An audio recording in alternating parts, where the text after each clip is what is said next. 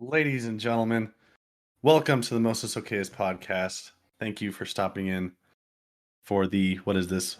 Our fourth episode? That's our fifth. That's Fifth. five Wow, in. we are kicking some ass. Once again, thank you so much. I am joined by my two buddies today, Joey Diver and Steven Salazar. Don't take that offense if I put it in it's just alphabetical order. Joey, Steven, how you guys doing? I'm good, man. I'm good. So I'm doing good, buddy. How about you? Hey, it's another day in whatever this is, paradise. We'll just leave it at that. This is paradise. It is Wednesday, my dudes. Been an eventful week / just the day. I have recently, thanks to Reddit and YouTube and of course TikTok, have gone into the whole stock market craze that's been going on with AMC and GameStop.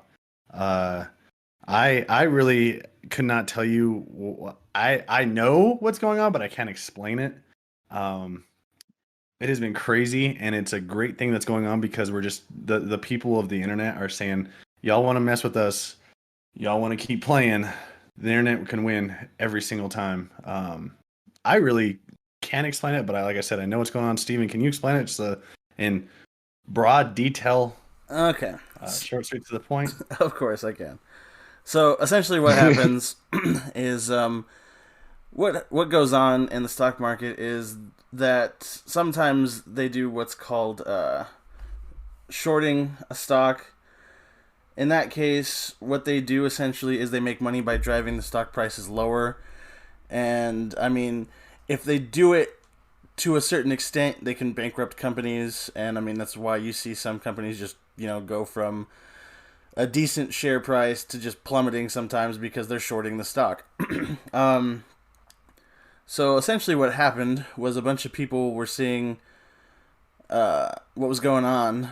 And when a stock is shorted, essentially what happens is that all these people are driving down the price, but they're raising their own profits, and they have to pay back, what they shorted eventually at the very end. But because the prices of the stocks are so low, and then you have a few amateur investors, I would say there's probably some people who are beyond amateur at this point because you don't get this far with just I'm amateurs. the amateur. I'm an amateur. Just like you see those categories on certain sites. That's me. But they saw the prices were low, so in an effort to fuck with all the people who were shorting these stocks and ruining people's lives, they decided to buy shares themselves and increase the price of the shares.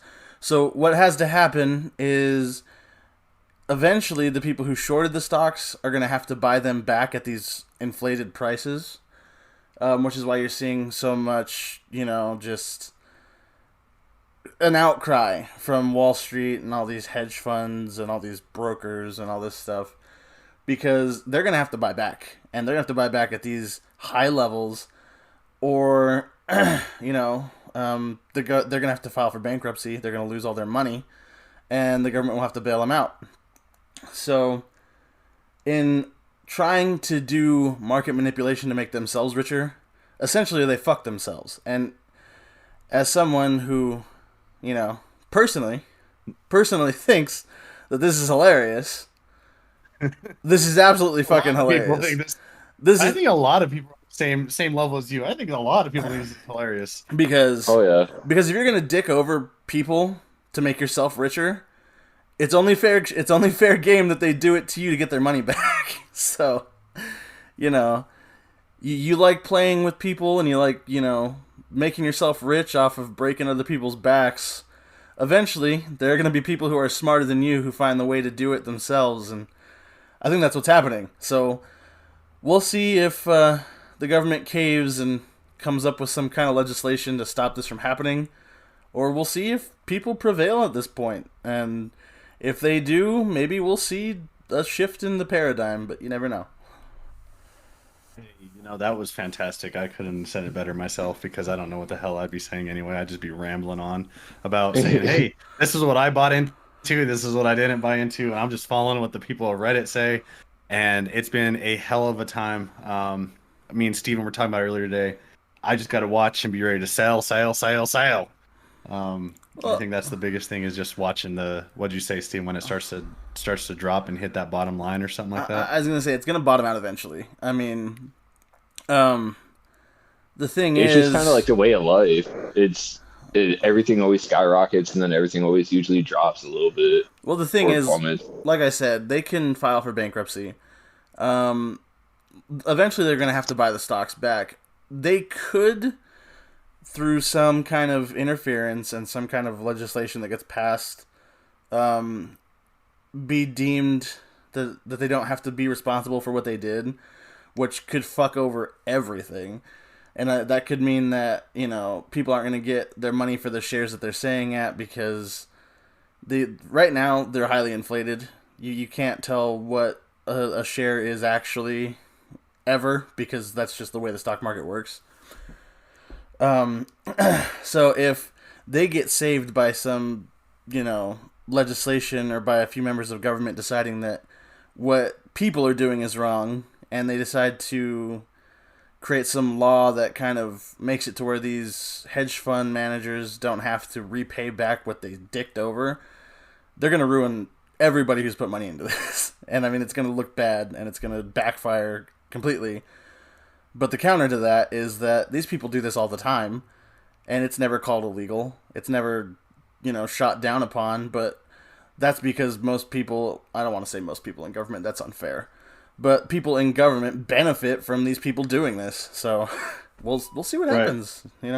Yeah. I mean, you can't go wrong with what you're doing now. It's great to see the rich get kind of what they deserve. They were saying, I saw that a lot of people with NASDAQ and all, they were saying, "Oh, this is insider trading." I don't think so. It's just playing the market. It's like what they do. That's fine. Like you said, it's fine for them to do it. But God, when other people do it, it's apparently in quotation marks illegal. Yeah, it's market manipulation. And I mean, rich people do it all the time. I mean, that's what short trading is market manipulation. Shorting a stock is market manipulation. And of course, leave it up to the people who think that what they do is never wrong to think that when they do it, it's not wrong, but when they get shorted, of course it's illegal. It's like, you people are ridiculous. And, yeah. I mean, I'm not going to say this for the podcast. I'm going to say this for myself, but I support what these people are doing. I mean, especially because you see all these posts about what people are doing with the money. They're donating to charities. They're giving it to their family members. They're giving it to less fortunate people. I mean, that is what I love to see more than anything else, is people helping each other out. And yeah, definitely. Essentially, to steal from the rich and give to the poor, I mean, that's Robin Hood to a T. You're doing... Isn't that kind of funny that people are using Robin Hood? And this is exactly what you're saying, is this is Robin Hood to a T. Yeah. Like, how beautiful is it? People are using the Robin Hood app. We would love the sponsor. And, it's just something great for people to do right now. So, yeah. I agree. And I mean, I don't think GameStop will be the end of it. I mean, you already... AMC's starting to go the same trend that GameStop was a few weeks ago. Yep. They start off low, and they're probably going to hit up highs. So we'll see. I've been told to, hold it.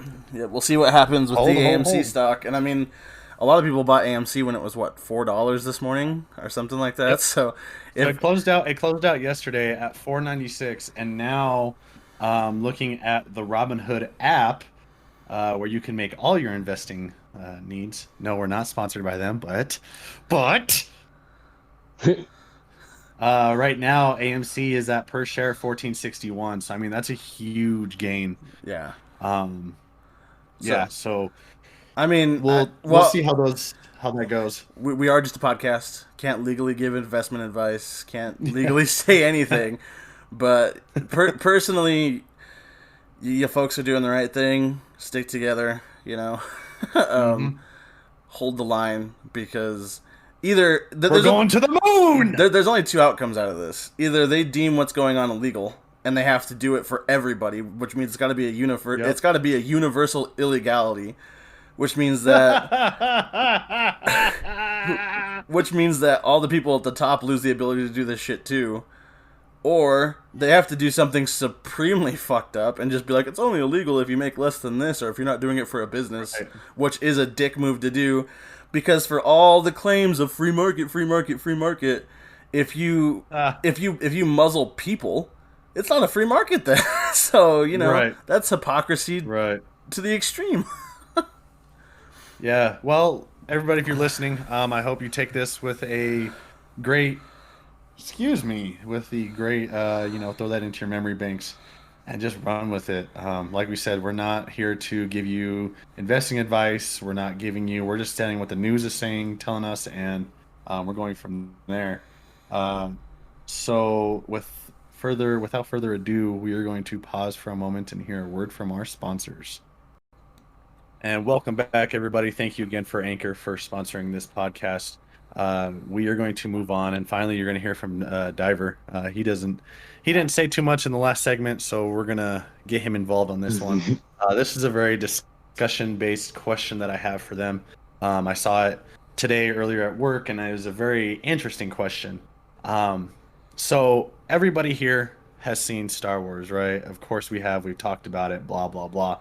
We haven't really dug deep into the scenes of what makes Star Wars. So I saw people talking about it today. It was fantastic conversation they were having. So I'm going to bring it up to you two.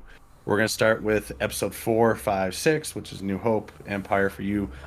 Communist, uncultured swine that don't know the order, and which is the titles of each Star Wars movie.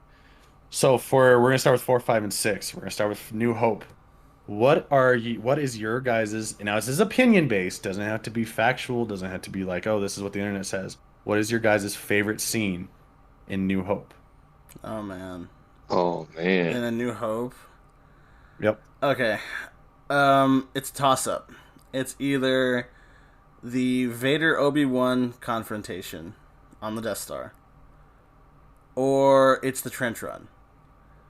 And Okay. I honestly think that without the context of everything else, like the extended universe and all that, I feel like the trench run would do it for me.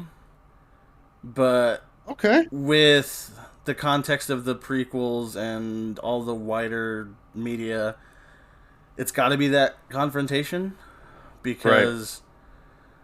well, I was going to say, because that's their first meeting since Mustafar, but apparently the Kenobi series is going to have something where they meet in the series.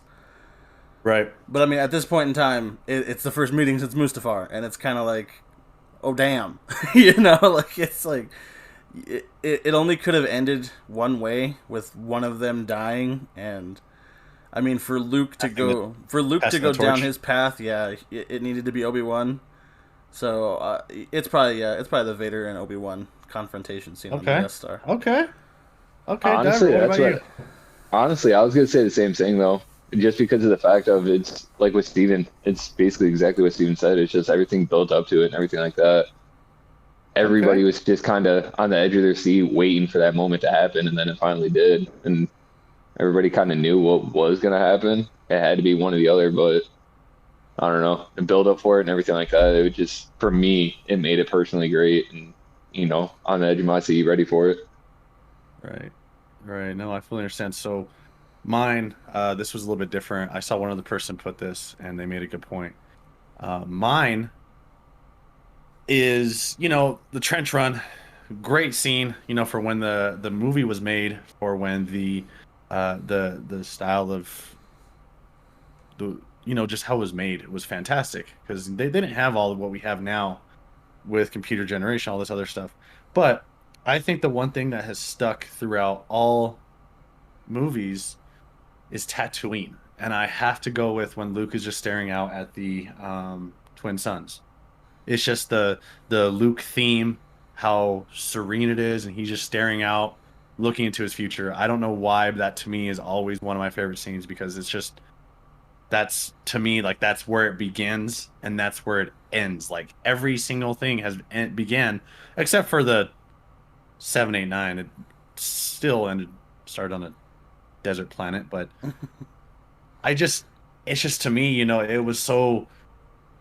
I saw it, I think this weekend, and when he stares at the twin suns, it's kind of like this is it. This is where he begins his his journey. So I'm gonna roll with that one. Be a little different than you guys. It's a good choice. That's definitely. Yeah, I'd say that's still a great scene.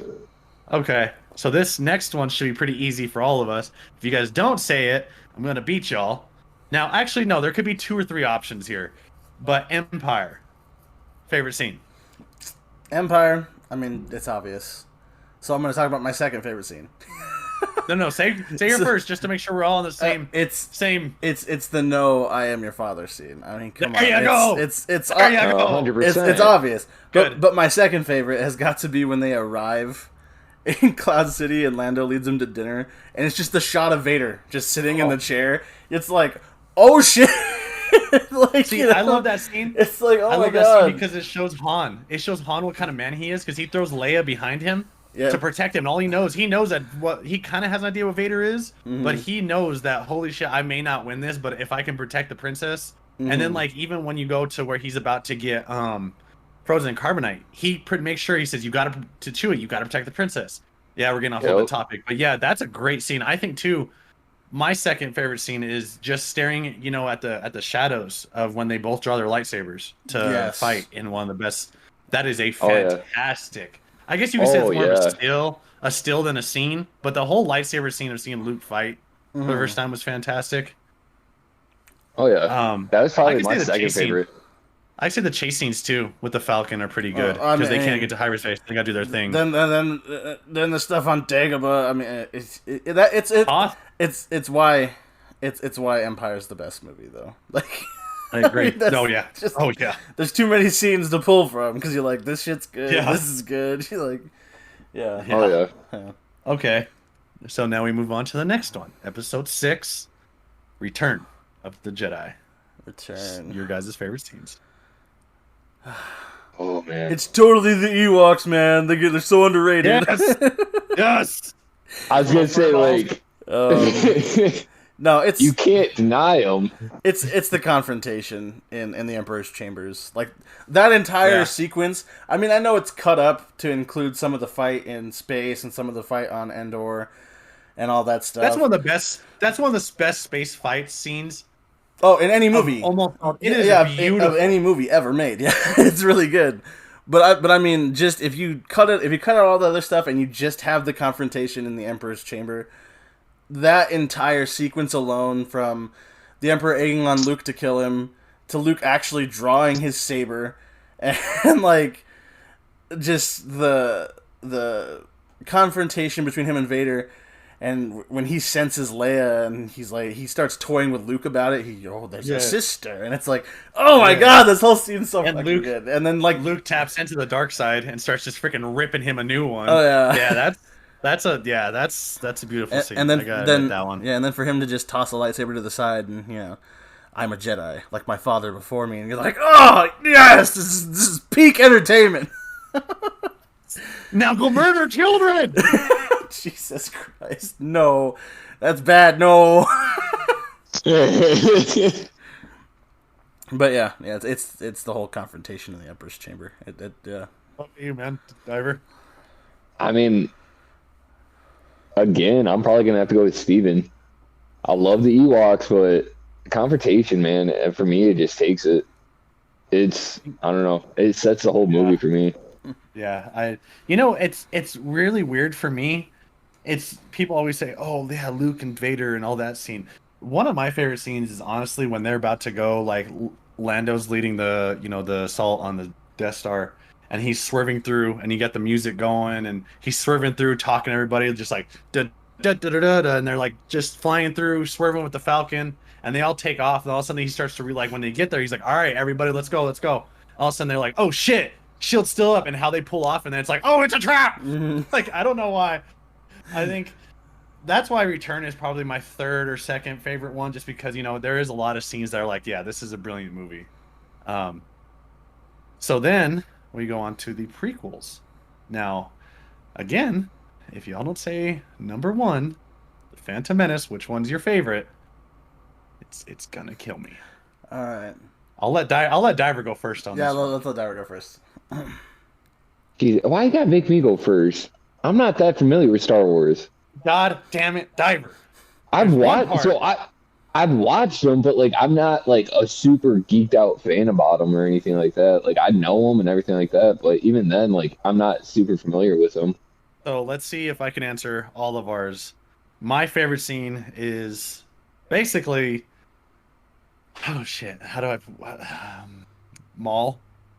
Just Maul. And, yeah, just Maul all together. Like Maul coming out with his double bladed coming out of the closet. Maul is double bladed lightsaber, boom boom, having the Duel of the Fates start, and then they were going, and you've never seen like I think the coolest thing was we never saw or we saw it because that was our first Star Wars movie we saw in theaters.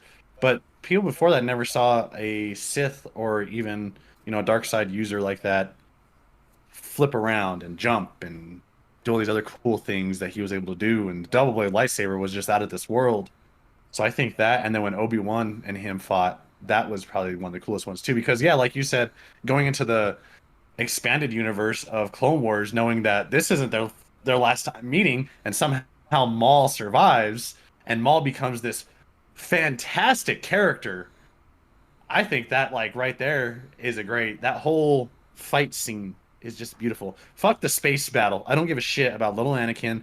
Let's try spinning. That's a good trick. Shut the fuck up. I'm so glad you got into drugs. I don't like you, Lloyd. Whatever. Jesus, that's so cruel. Though. He was a terrible. I just didn't like him as Anakin. Maybe people did. I don't give a shit. It's an opinion. I don't care. Let's try spinning. That's a good trick. I wish he would have got shot. And look, their whole trilogy, every Star Wars is gone. All the Star Wars movies just get wiped from existence. Star Wars is gone. Steven, what do you think? Come on, man. You know me. It's every scene with Jar Jar fucking Binks. Yeah! Jar Jar's the real Phantom Menace. The true enemy of everything in the galaxy. Do what? Were you going to say the true Hitler? No, I was going to say the true enemy of everything in the galaxy. It's all his fault. Everything's Jar Jar. The second one, if you think about it, Jar Jar is the one that gave Chancellor Palpatine the emergency powers. Oh, yeah. It's like, way to go, you fucking retard. Because they're like, oh, what about Senator Amidala would do? And then fucking Senator Amidala would be like, no, this bitch ain't happening. I want a peaceful negotiation, blah, blah, blah, blah, blah. I'm going to die of sadness here soon, blah, blah, blah, blah, blah. Like, no, bitch. No, it's Duel of the Fates. It's that fight.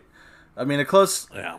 I wouldn't say it's a close second, but second is the pod race. The pod race is just cool to watch. Like, I mean, pod race is pretty cool. It's not. It's not like super important to the story, and it's not like it's not special like other Star Wars scenes are. But it's a fun scene to watch. Like the pod race is just fun to watch. It's just entertaining, yeah.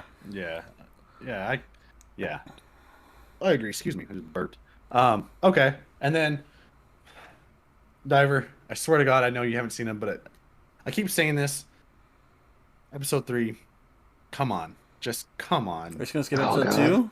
Give me some. No. Oh shit! I forgot how the numbers work. Episode 2. Steven, you go first because Attack of the Clones was trash. Steven. Episode 2 is pretty bad. God.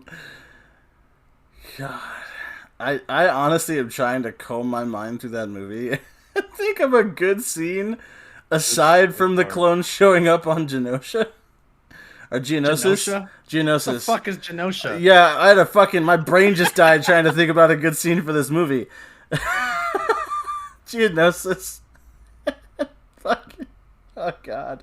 Genosha. I promise we're not drunk at all. No, I'm definitely not. Well, speak for yourself. But, no.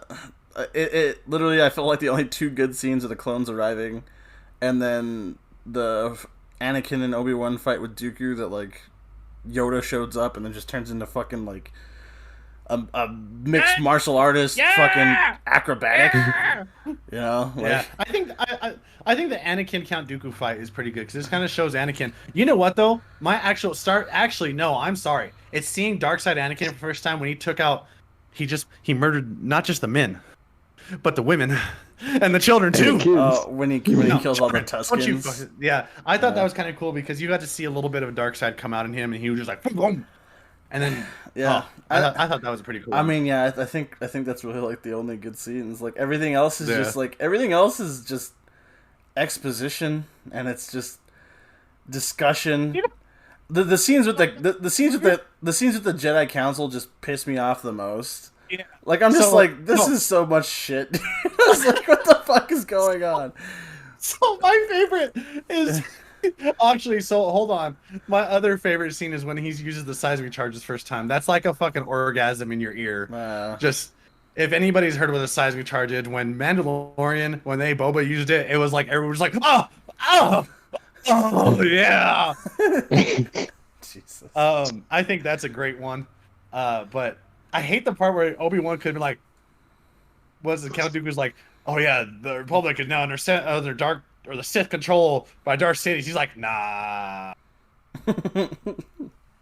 Yeah. Like he could be like, for real? Oh shit, dog. Let me go tell the council real quick. Can I do that real quick? I'll join you. And we go take his ass out together, and boom, this shit's done. You could have avoided a whole mess. I think Obi-Wan has a bit of a fucking problem too.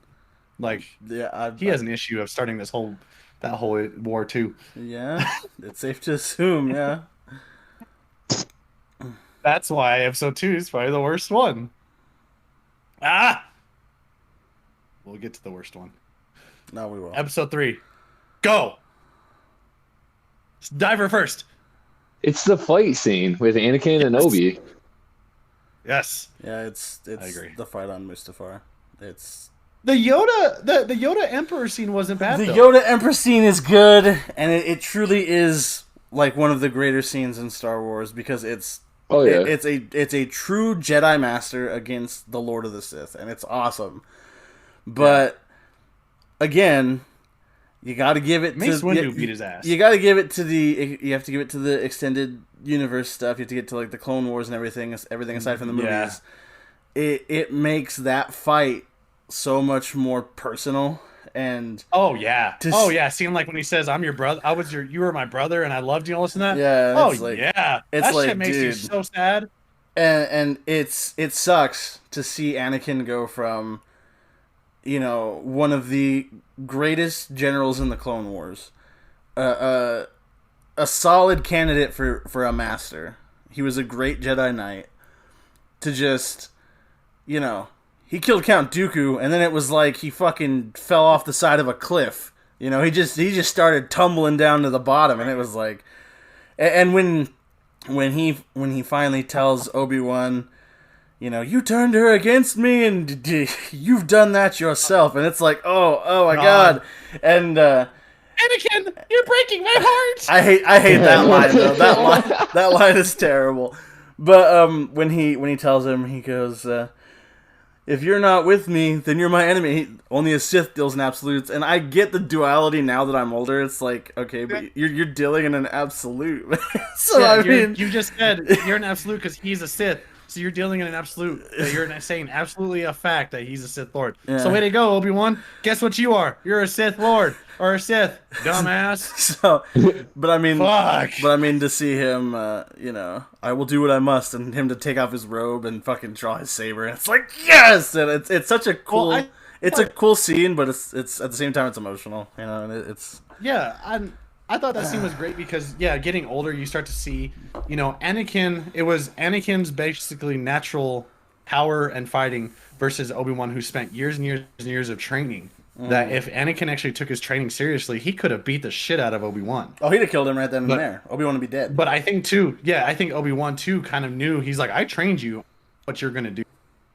Mm-hmm. I know that you're more of a power-based guy. I can beat you off of, hopefully, I can beat you off of, my skill and just standing my ground. Yeah, right. I agree. I think the Obi-Wan, I think Order 66 like you said at first, when you first saw episode 3, it wasn't too, it's emotional, but after seeing the Clone Wars and getting attached to the clones and getting attached to the other Jedi, you really start to like, holy shit, this is a fantastic emotional scene. I mean, Clone Wars, even the small scene in Fallen Order when you get to experience Order 66.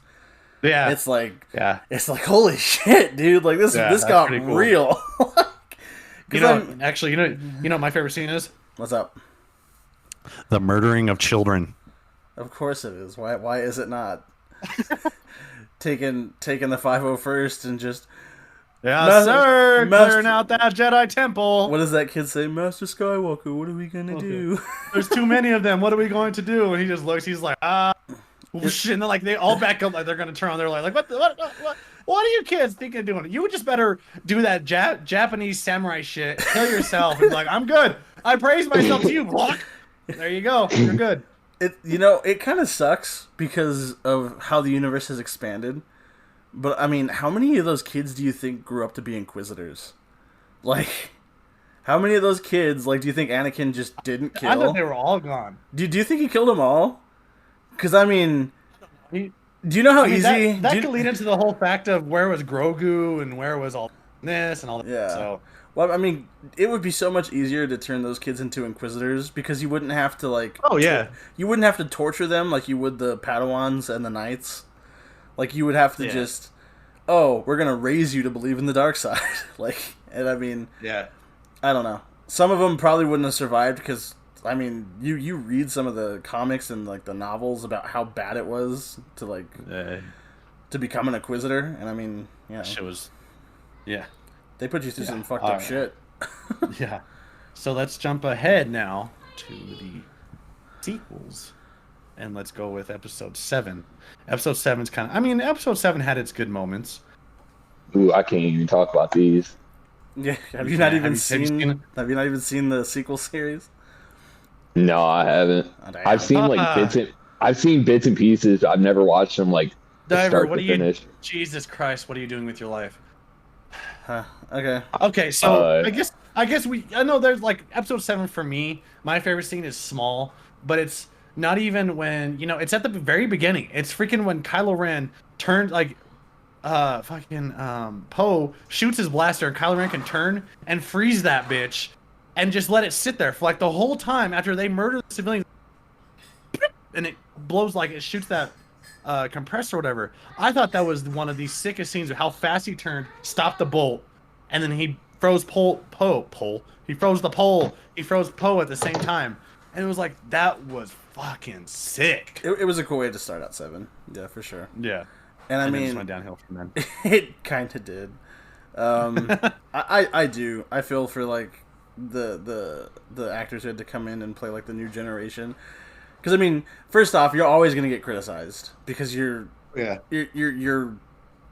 trying to follow up one of the greatest sets of movies of all time, right. And then you don't really know what. I don't think anybody really knows what they're getting into when you sign on to be in Star Wars, but you learn real fast.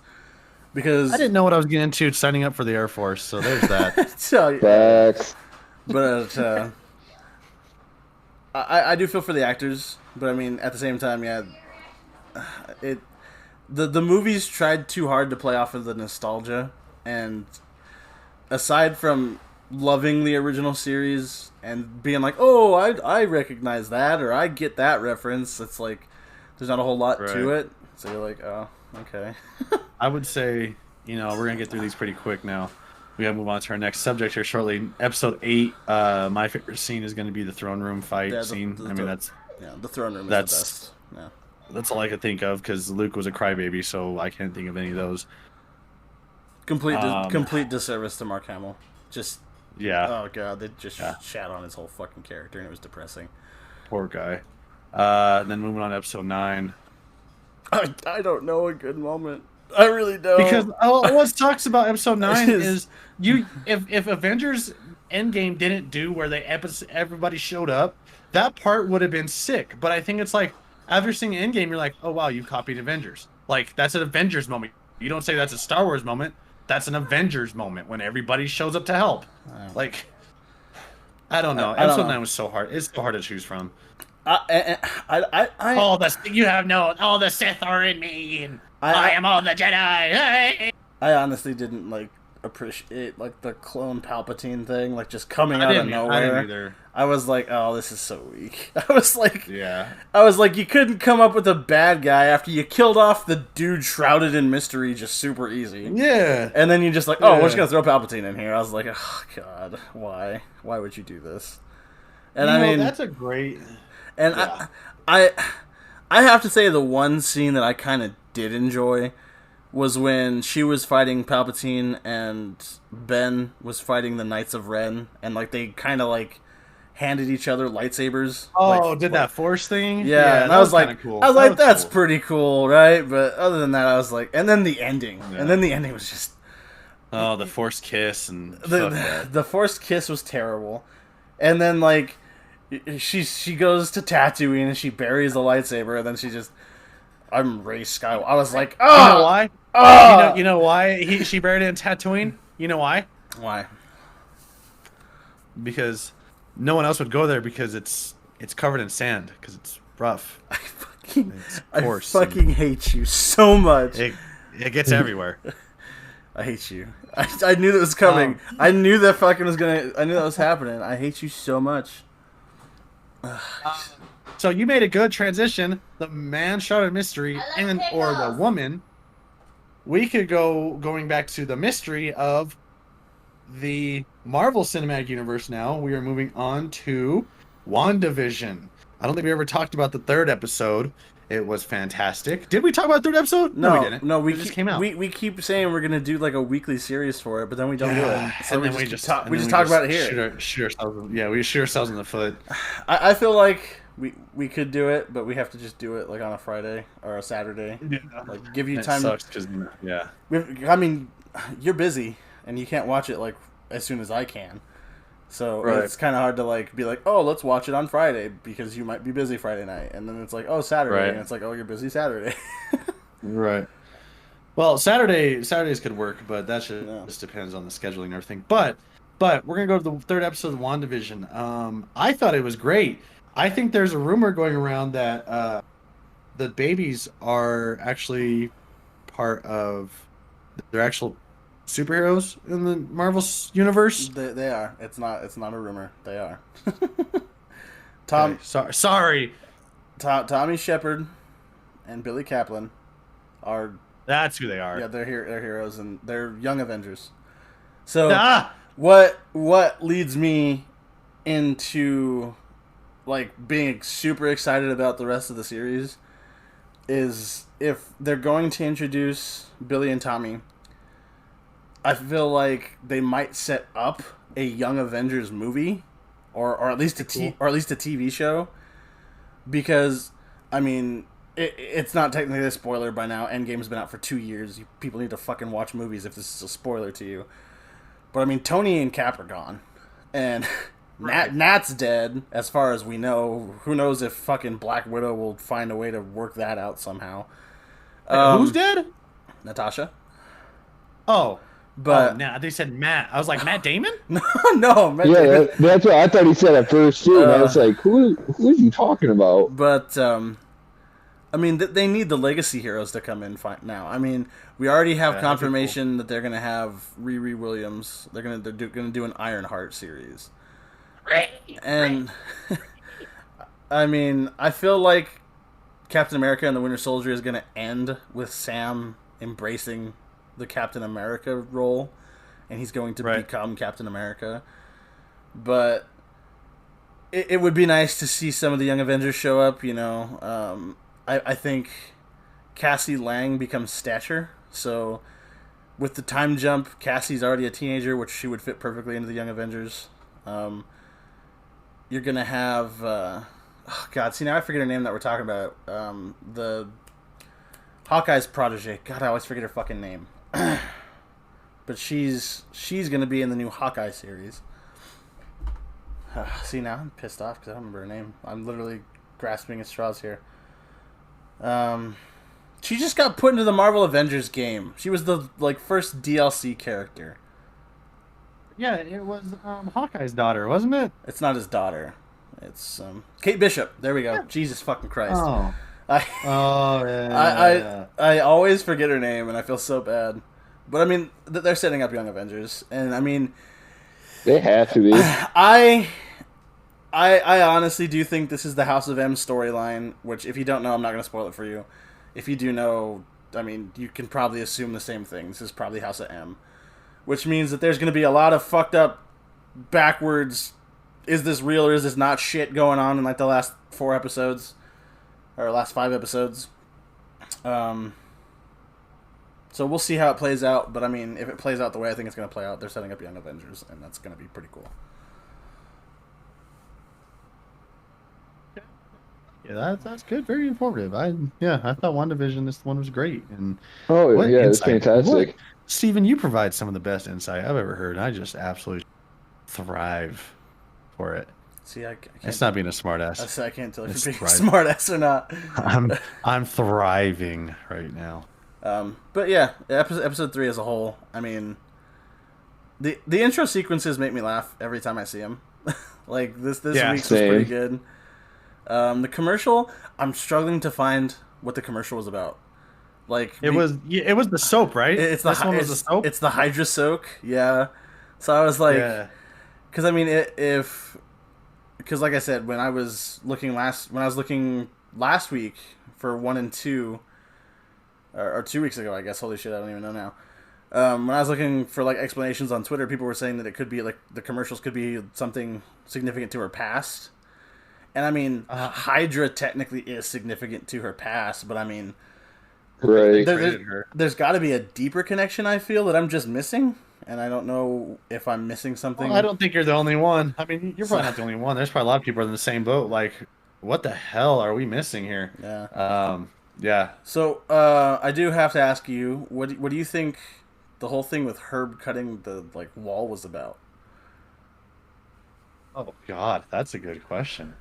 I was gonna say I was trying to figure that one out because I was just like, I was sitting there and I watched it and I was sitting there and I was like, there has to be something behind it, but I couldn't figure it out. I couldn't think of it. Oh God, I don't know. I thought it had to do something with. I thought at first it was my TV, but it wasn't. Thing. I was like, what the fuck is going on? My Wi-Fi is great. What's going on? And maybe that was it. Maybe he just got caught in one of the glitches and he just kept going because it glitched out for him. Mm-hmm. But again, he's not really. He was gonna say he's trapped. They're trapped in there. Well, see, that's the question I think that needs to be answered first. Is, do you think Agnes is evil? And if so, is Herb working with her, or is he just a victim of circumstance? Like he's just part of this reality. And that's so weird to me because like I wonder like. You know, it's going to show at some point, because we've seen the trailers, that they do fight. But I'm wondering, like, how far are we going to go until Vision just blows up again? Because it's shown that he's going to blow up, because it's going to be the same sequence as Thanos taking or her blowing him up with the stone. So, I mean, I'm just waiting to see when Vision, and they finally figure out, like, oh shit, it's time to go, because those two alone could probably fuck up anybody that Sword has right now. Who knows who they have actually. Mm-hmm. But I don't know. I can't. I think I love this series just because of the fact it's so mysterious and it's like every week you have a question of what I think the main question is what the hell. Yeah. I was like, are you good? You cut out right there. Sorry, I know I'm probably leaned back a little far. I was just like talking to myself. Yeah, like I said, when did I cut out at? Like the last 15 seconds. Fuck. I just said I think I love this series so much because it's so shrouded in mystery, and it's like every week you have a what the hell is going on question, and I love that about this series. Yeah, I think the reset this week was a little bit jarring. Like how it just like cuts to black for like a quarter of a second, and then it like, because like when he's like telling her, he goes, "I think something's wrong," and the screen cut out. I thought my freaking Disney Plus messed up. I was like, Yep. "Do I have to rewind? Same. What the fuck did I just miss?" And then like he starts talking. He goes, "Oh, everything will be fine." I was like, "Oh, that was intentional." I was like, "Oh, okay." Yeah. What did you think about her when she started saying, God, what's her name? Geraldine or whatever? She was like, yeah, talking about Pietro and him dying. All of a sudden, like, have you noticed when she starts to head tilt, she starts to figure shit out. She starts to get pissed. Oh yeah. Like when she starts to tilt her head, Wanda tilts her head. That means it's like, oh shit, she's about to destroy some shit. She tilted her head and she was already like, I'm gonna fuck not you up. I think, but it's just more like I think Wanda knows, but she doesn't at the same time. I think these little clues give her ideas like I'm supposed to be. But then again, like, does she, or did she just throw Geraldine for just like saying, hell with it? Boom, there she goes. She didn't know that she was trapped in the bubble. She didn't know that Geraldine was going to fly out that bubble. She just threw her. Well, see, I think part of Wanda knows this isn't real. But her want for it to be real, like her I don't even think it's a want. I think it's a need. I think it's like a self-defense mechanism. Like she can't accept the grief, so she's kind of like, I don't want to say she's completely made this herself. We've talked about it before. I think there's something else bigger at play here. Yeah. But I think her not wanting to accept reality also helps her go along with the illusion. And I feel like when she brought up her brother, and then Geraldine was like, he was the one killed by Ultron, and it was like, I think those little snaps of reality kind of get her back into it, but she can't handle the grief, so she just kind of goes with what she wants. And at that moment, she was like, I don't want to be snapped out of this shit, so she just flung her out. And like I said, like I've said before, I don't think she's in full control. I think the stork is a prime example she's not in full control, because when she tried to wave it away, it wouldn't disappear. It just stayed there. Right.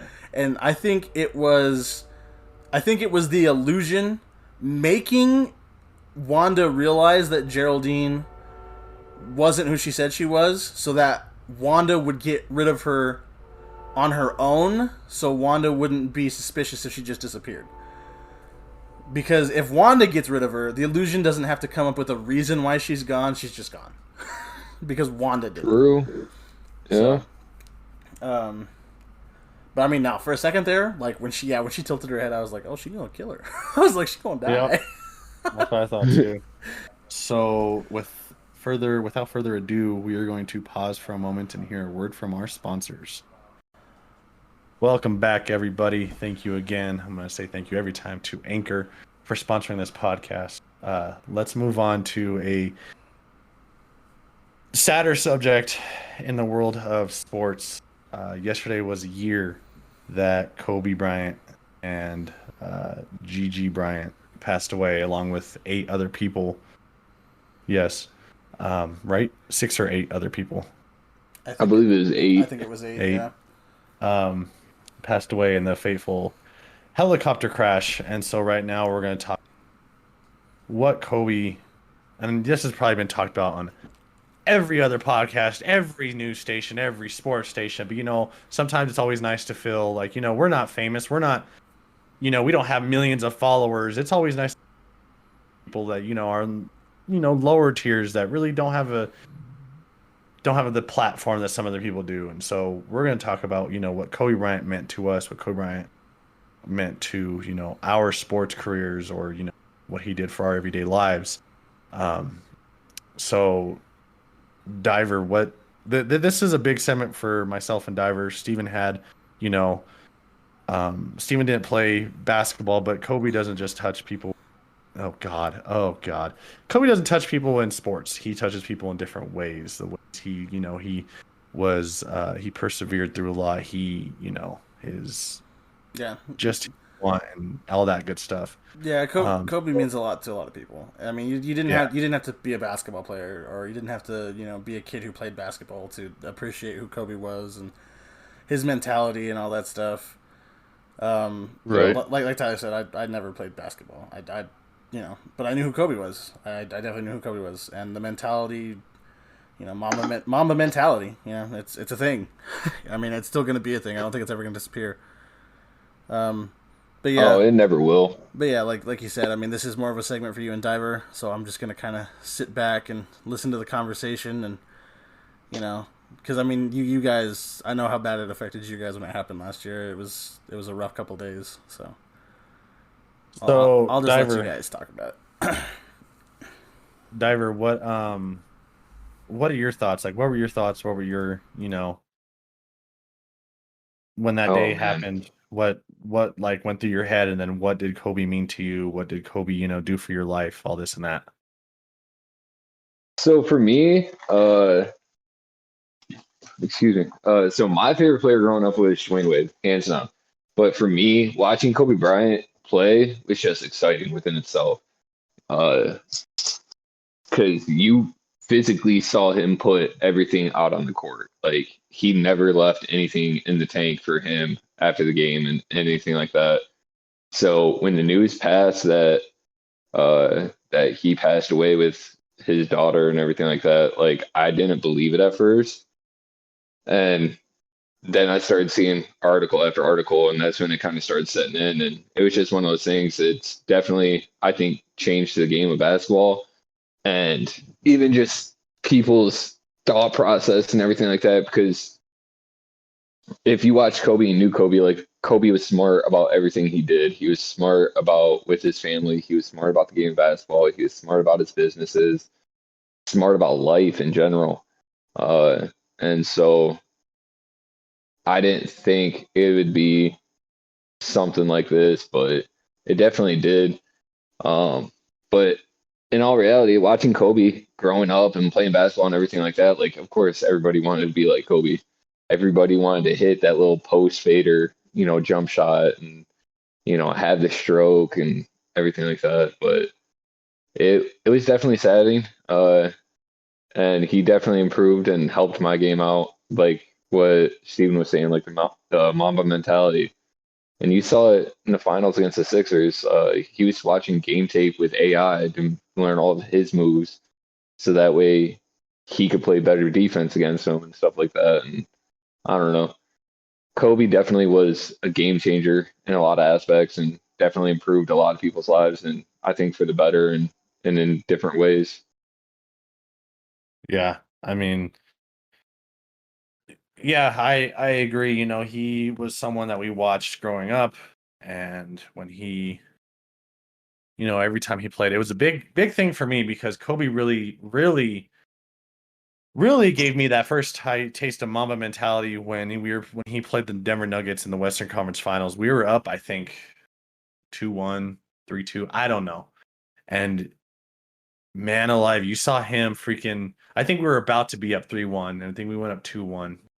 Again, don't quote me if I'm wrong, quote me if I'm right. And he did this little showed his teeth, and right then and there you knew that series was over. He showed out, and my God, that was probably one of the best series between. It was Carmelo versus Kobe, and oh my God, that series was amazing. It was, yeah. Holy crap, that series was amazing. Yeah. And when Kobe, Kobe had iconic moments. His 81 points, his game winner against Phoenix, what else? You can name his not flinching when Matt Barnes faked the ball at him, threw the ball at him. Kobe, you can name off his iconic moments just one after another. And one of the bigger ones is, he was with Shaq when they did the alley-oop, I think, finals against Portland. That was huge. Yep. I my think favorite Kobe moment was when he tore his Achilles. Yep. And then still made those free throws. Yep. I think too, even one of the favorite ones too is his last game. Oh, 100%. I get chills. Like that fourth quarter hits. Yeah. Ooh, that shit was ooh, that gave everybody chills. He was so tired he could barely even move his feet, but he still went out there and scored what, 61? I think it was 61. like you saw him, like he had to be helped to the bench, and because he was just so drained. Yeah, it was. It's something that we'll never see someone like him again. And I think he was the most Michael Jordan-esque that ever played. That's ever going to play the game, because him and Michael, they looked. There's videos out of them, doing almost the same moves. I mean, there's nothing you can really say about no. That. And I mean, and the biggest thing for me was like, you look at the career progression for Kobe, right? When he first joined the league, he was just a high flyer, quick dunker. His jump shot wasn't as automatic as it ended up becoming. Everybody just knew him as, if he was in the lane or driving in the lane, you got out of the way. But then as he started progressing, and essentially since once he went to 24, that's when you started seeing smart basketball Kobe. Yep. You started seeing him actually work for a shot and actually take the time to, pass the ball around and actually, make the right decision and not just force it or not just drive down the lane and potentially hurt himself. Yeah. No, yeah. Yeah, 8 Kobe and 24 Kobe, I think, were two different people. They both had different styles of games. They both had different, they both had that mentality, but I think they both had a different style of play. And there's a couple other things in there that probably 24, kind of happened there, I think, in Aspen, but that's not a time to bring up that. We're going to talk about his legacy, and then going on after he retired, he Academy for his Dear Basketball. Yep. And then you go on to, he did so much for the WNBA. He's done so much, for, I think LeBron even said it, that during the Olympics, he thought he was famous, and then he went to China with Kobe, and that's that. And I think that's one of the things people don't realize. Like, Kobe was raised in, like, I think it was Italy. Yeah. And, like, so Kobe spoke, like, 4 or 5 different languages, I think it was, or something like that. He spoke multiple languages. He grew up overseas.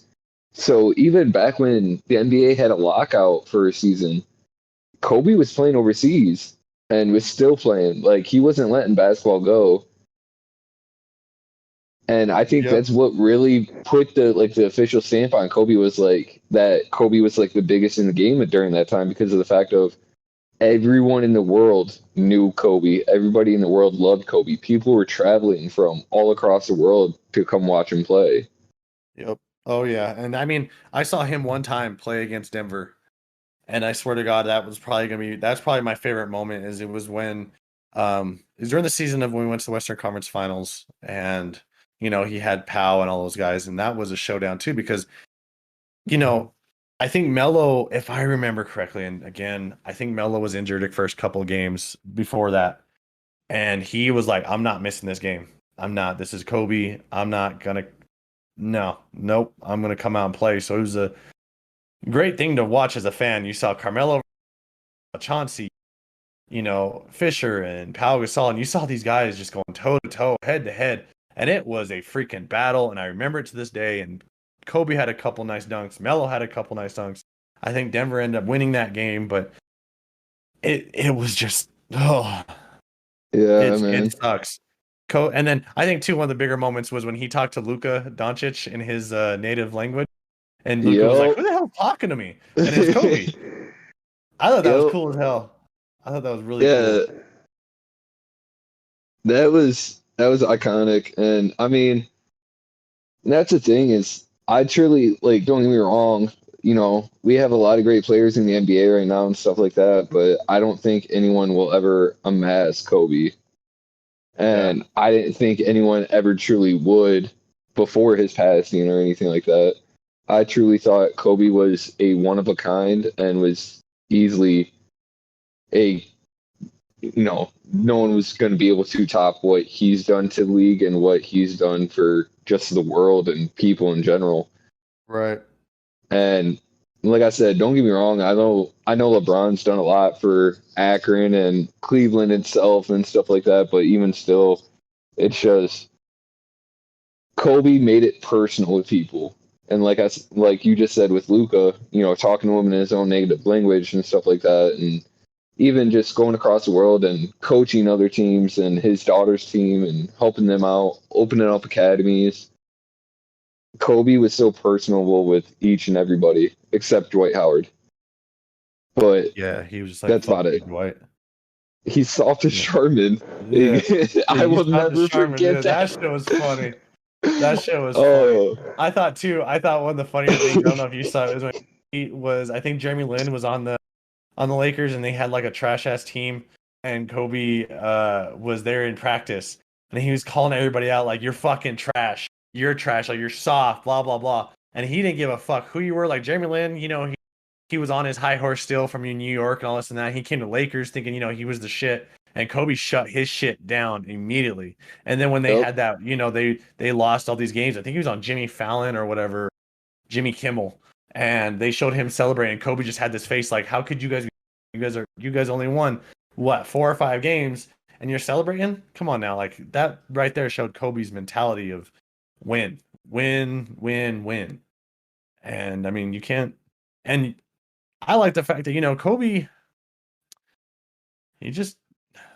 It's hard to say. He just did his thing. Like he stuck with the Lakers, and yeah, there's a couple times here and there that there's rumors of him getting traded, all this and that. But what he did to, like you said, for LA, what he did for the NBA, what he did for the global scale of basketball, he's bar none top guy at that. And so even his mentality, like you were saying earlier, like with his play style and stuff is the closest to Michael. It's the same thing with his mentality. And like you definitely saw the mentality side of it when Michael Jordan came out with The Last Dance. Like Michael wasn't happy with just winning a game here and there. Like Michael wanted to come out and win every game. Yep. And I definitely, and you could easily see it because obviously Michael Jordan was still playing and was probably in his prime when Kobe came in. And that's the thing is, obviously Kobe looked up to him a lot. Kobe was a competitor straight out of high school and was like, hey, I'm here to make a statement. Obviously, Michael shut him down, but that made Kobe's hunger a lot more. And so I think with Kobe playing against Michael and seeing Michael and how he developed his team and got to where he needed to be and stuff, I think Kobe definitely took that to the Lakers when after Michael retired and stuff. And you definitely saw it like with what you were just saying, going on Jimmy Fallon or Jimmy Kimmel and saying like, how are you just happy with winning your 5th game of the season, right? Or calling out these players, calling out Dwight Howard and Jeremy Lin and stuff like that when they were in the rebuild. It's one of those things. It's like Michael did that with his team. And I think that's kind of what stuck with Kobe was that he was like, I want to create a dynasty. And granted, he did with Shaq, but he was like, I want more. Just like his commercial, give me more. Yes. But like, so that's what it was. And I think that's really what it came down to is that Kobe was just never satisfied. He wanted to truly go out there and say, this season, we are the best team. I am the best player. And more records. Yeah. What the fuck that mean, Kobe Bryant? And I truly think like you don't really see that nowadays. And like Kobe didn't believe in resting and like, hey, I need a day off today. No, like I get the NBA works players and they work into the bones and sometimes you do just need to recharge your batteries and stuff, but at the same time, you're there to win games and win championships. Yep. And I think when Kobe retired and left the league, I think that kind of mentality of, no, I'm going to go out here, play every night, give it my all, and we're going to win one way or another. I think that kind of left the NBA as well. Yeah, I mean, you have people resting now. I mean, like, I never figured that out. I'm glad Adam changed that of people resting just because they need to rest. I don't agree with it. You're getting paid to play the game. I understand that your body's have all the treatment in the world. Go get your shit taken care of and go play your guy that you can play for however much money you're getting paid. Go play the game. Exactly. And that's how I feel too. Like, I'm not the biggest fan of it because, like you just said, like, you're here to do, like, this is your job. Right. Like, it's not like with me, I can call into work and be like, hey, boss, I don't feel like coming in today. I need a rest day. I'm just going to stay home. Like, no, that's not going to go over well. Right. Yep. But, like, no, I agree. these NBA players can, and I don't know. It's like, this is your job. This is what you're supposed to do. So, like, yeah, you get time off and stuff like that. And I get traveling and stuff can be gruesome. But at the same time, like, you're getting paid a lot of money for this. Right. Yeah. And you're getting all these fans, when they did have fans, people paid a lot of money to go and watch these games. And you're going to stay people out. So I think that's a good thing on Adam Silver, too, is he stopped that. If it's a nationally televised game, you can't sit your players unless they're truly injured. Right. But we talked about Kobe. We talked about the NBA. We're going to talk about a little bit. We're going to go into and we're going to keep NBA talk. Real quick, who's your MVP at this moment? Don't give me a reason. Just say these are my MVPs, top 3, and then we'll move on. We got to move on to our next topic. So my MVP, LeBron. I'm gonna go Anthony Davis, and I'm gonna throw Luka in there just because I really like Luka. I think dude's young and talented. I'm gonna put Luka in there. I'm going the Joker, number 1. Of course, I'm a little biased, but I don't give a shit. He's putting up some great numbers this year. Yeah. 100%. I'll put LeBron and then Joel Embiid. Those are my 3. Yeah, Embiid's definitely been putting on a show. I think it's really going to depend on how the 76ers do in the long run. Well, they just beat them. They just beat the Lakers by 1 tonight. Yeah, I just saw that. So that's big. But now we're going to move on to something we can all talk about that, we know Steven loves so much. The GOAT himself. God damn it. Tom Brady and the Buccaneers are playing Steven, you home. knew this was coming. Are playing at home in Tampa Bay against the Kansas City Chiefs for Super Bowl 55. Now, I personally think this is going to be a fantastic game. One has 100%. A great defense. I think I personally think, you have the defense of the Buccaneers who I think their safeties, at least one of them is coming back. You have physical corners who can, play bump and run a bit with, Tyreek Hill can burn them. But I think what's going to really make the difference is you have a young set of linebackers that are pretty quick that can give Travis Kelce some problems. I'm not going to say they're going to shut him down. He is the best tight end in the league. And then you have the edge rushers of Jason Pierre-Paul. Yeah, he's getting a little older, but we saw in the game against Green Bay, JPP was getting in there and he was sacking Rodgers. He was creating havoc. And then you have the other side of Shaquille Barrett, which I, to this day, despise Denver for getting rid of him because look what he's doing. But there's another reason why he wasn't going to play. So I'm glad that, he's doing something in Tampa Bay.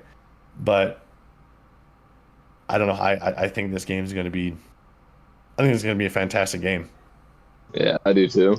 And that's the thing. It's like, even with the offenses, right? Like you were saying, like the Chiefs are stacked and you're not going to really be able to stop them. But even at Tampa Bay's offense, like I know we've talked about it before, Leonard Fournette's starting to find his groove, and he's been finding his groove the last couple games. And then you still have Chris Godwin and Mike Evans and Gronk and Tom Brady of all, right? You cannot count out playoff Brady ever. And even as a sleeper, you still have like Scotty Miller, who is still a great slot receiver, and then you still have Antonio Bryant. Bryant? What the fuck? Antonio Brown. Antonio Brown. Sorry. I don't know what I'm thinking. Jesus. I don't know what I'm thinking. You still got Kobe in your mental, man. It's cool. You get that BR together. You're like, it's Bryant. It's fine. Steven. Basically. What's your take on this? Oh, well, I said it last week. I wanted the Packers to win, but I knew some bullshit was going to happen.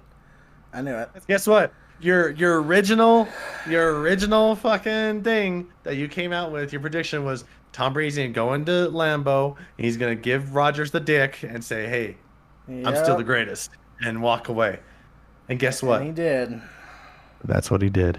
And I want to fucking die. I'm so tired of it. I don't even care. I honestly am going to watch the Super Bowl, and if the Chiefs go down by 10, I'm turning it off, and I'm going to take a nap because I don't give a fuck. I'm not going to watch him win a 7th. I don't give a shit. No. But see, that's too little with the Chiefs. You have to go up by 30 on the Chiefs to even make sure that you're okay. No, because if you go up by 10, the Chiefs still have a chance to come back. No, as far as I'm concerned, if they go up by more than 10, they're going to win the game. Yep. I don't know what the fuck it is. I don't get why it's happening. I mean, we take two fucking top caliber fucking teams, just shit in the bed 2 weeks in a row. I'm so beyond it right now. Like I honestly don't even care about the Super Bowl at this point. If the Chiefs win, it sucks because I'm a Denver fan. I don't want the Chiefs to win. If Tampa wins, it sucks because I fucking hate Tom Brady and I don't want him to win a 7th ring. So at this point, I'm just like I don't care. I'm gonna get you. So what I'm gonna do if he wins, I'm gonna go to your house. I'm gonna frame you a picture of him holding 7 rings up, and just post it somewhere. But post it somewhere subtly where you won't really know. But then all of a sudden you'll see it, and you're like, "What the fuck are you doing here, Tom Brady?" And when I see it, I'm gonna burn it. And that's fine. But as long as you know that he's watching. I don't care. Always watching. I don't care. If they actually do beat the Chiefs, which they shouldn't, statistically they should get the shit kicked out of them. If they go in and beat the Chiefs, I don't know what to say. I will have no words. Because Patrick Mahomes should put up fucking 42, 49 points on that team. Actually, he shouldn't because their defense is actually I don't good, give a fuck. I don't give a fuck who's on their defense. You have Tyreek and McCole, fucking Travis Kelce. Travis Kelce should be stiff-arming those linebackers into the dirt. But, you know... Did you watch any of this defense at all? I don't care.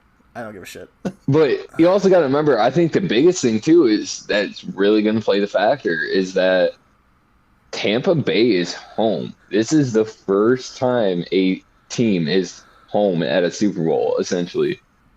Like, Tampa Bay will be away, but they're playing in their home stadium. Tampa Bay has always played great in their home stadium. I don't care. So right now, statistically, like you said, you wanted to bring up stats. The matchup predictor for ESPN has 52% Kansas City, 48% Tampa Bay to win this game. You're talking about ESPN to me like it means something. They fucking slobbers all over Tom Brady's dick the entirety of his fucking career. I do not care what ESPN It's Patrick Mahomes. Patrick Mahomes the one. They're like, oh, Glock 9,000. Go. Oh, no. They do that now, but they have always fucking slobbered over Tom Brady's cock.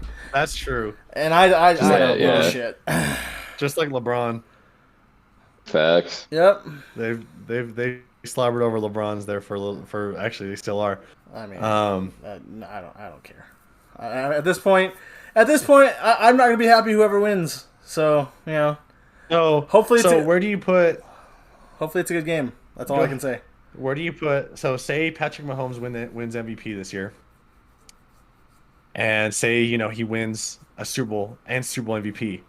Do you now put him in the GOAT's quarterback conversation? No. No? I say he's a good quarterback. And I say Patrick Mahomes is just a good quarterback? That man's a god. No, I say he's a good quarterback. I say that he's done more in 3 years than more people have done in their lives. Check Ben Roethlisberger. But, Yes. Fuck the Steelers. But I mean, just TikTok fucking assholes. I mean, I don't know. I'd put him down as good. I'd say that if he wins a second one in his first 3 seasons, he's guaranteed Hall. No matter what he does the rest of his career, he could I think he's already guaranteed Hall. I honestly think he could fucking blow out his knee next year, never play again, and if he wins 2 weeks from now, he's a guaranteed Hall of Famer. I think he's already guaranteed Hall of Famer. But I mean, is he the GOAT? I mean, no. Do you put him in the conversation? Not even in the conversation. He's not even top 5 all time. You still have Montana. You still have Elway. You still have fucking Brady. Obviously, you have fucking Drew Brees. I mean, So okay. Talking about, I guess, all time. Do you think if you break down Tom Brady's, years he's had in the league from 2001 to now, can you say that technically he's had the equivalent of 3 Hall of Fame careers? Because you go 2001, 2007. You have the dynasty plus the 16-0 season. You go 2009 to 2016 because 2007, 2008 or when. I will say this. Tom Brady is the GOAT up until the comeback win against Arizona in the Super Bowl. That should never... Or against Atlanta. That never should have happened. They should never have won that game. Atlanta fucked up and lost, and that's just terrible. So how do you say that's not Tom Brady did good, though? Like, he did. That's what I'm saying. That's what I'm saying. He's GOAT up until that point. Up until after that point. They should have blown out the Rams when he won his 6th. They won by 10 points. They should have thrown them into the ground and stomped them to death. But I mean, for some fucking god awful reason, they won by 10 points. I mean, it was what? It was 3-13. Wasn't that the final score of the Super Bowl? It was fucking terrible. I don't even remember. I fell asleep game. Because it was awful. Then, I mean, I'll give him credit if he goes in and beats the Chiefs. I think they played earlier this season. That was one of their losses because, I mean, it's the Chiefs. I mean, I don't expect the Chiefs to lose against really anybody at this point. But like you said, they're playing in Tampa. I mean, that's an advantage already. But I honestly feel like Tom Brady might get all the credit. And I feel like every time I see some analyst talking about it, since that Super Bowl against Atlanta, everybody's, he's still the GOAT. He's still the GOAT. I mean, he's got good receivers, and his defense is more than average. And you can say that... I'd say the receivers on New England aren't, like, the best. He's never had the best receivers on New England. They're not the best, but they're good. That, and in New England, I will argue this till the day I die, he was only successful in New England, I think, because they catered to him. Everything was for Tom Brady. That was Tom Brady's team. And I mean... That's what you do, though. When you have you have someone like him, you cater to that man. Just like they're doing Patrick Mahomes. They're catering to Mahomes. See, I don't feel like they're catering to Mahomes. They have talent everywhere. They have people who... What you do, though, you build around your team. You build around your 1%. Okay, Tom Brady's our franchise. Let's build around him. That's what you do. Well, I mean, they never truly built around him. They made sure he always had a good line. And that's all you need. He consistently had the same receivers maybe for a total of 3 years each. Every single time. He made a grocery bagger good. Yeah. And I think Hogan. But I mean, still, that's coaching. That's people. That's coaches telling. That's coaches telling those receivers, "This is Tom Brady's team. You do whatever the fuck he says. You don't, we'll cut your ass." That's exactly what they told those receivers. But that's still Tom Brady, though, getting them in the right position, telling them what to do, giving them the right opportunity to make the play. Yeah. Coaching can only go so far. You have to be able to make the play on your own. And Tom Brady being back, put the ball in the right positions for them to do what they need to do best. I think he's a product of a system and the product of money. At the beginning, hold on. I still think so all the way up until that 5th ring.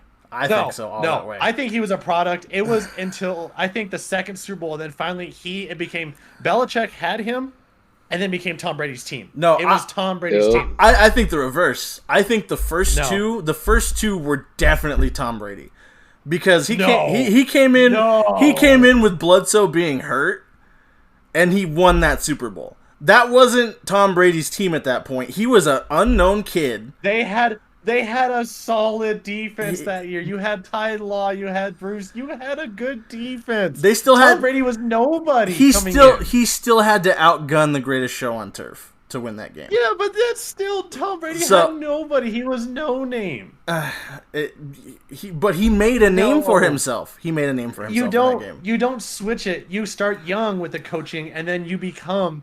Because you could say Peyton Manning was the same way. Peyton wasn't good his first year. Oh, no, Peyton wasn't. And then guess what? Peyton was terrible. He got a good coach. And he got a great quarterback coach.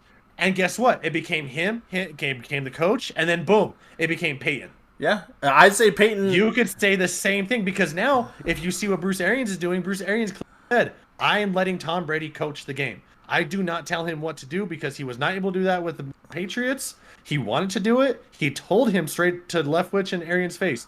Belichick kept trying to override me a lot. I want you to take control of the game, and that's what he does. And look at him. So listen to my argument for this.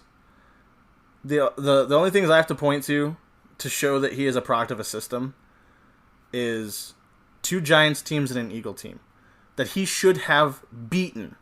It's Tom Brady in his prime against the Giants twice.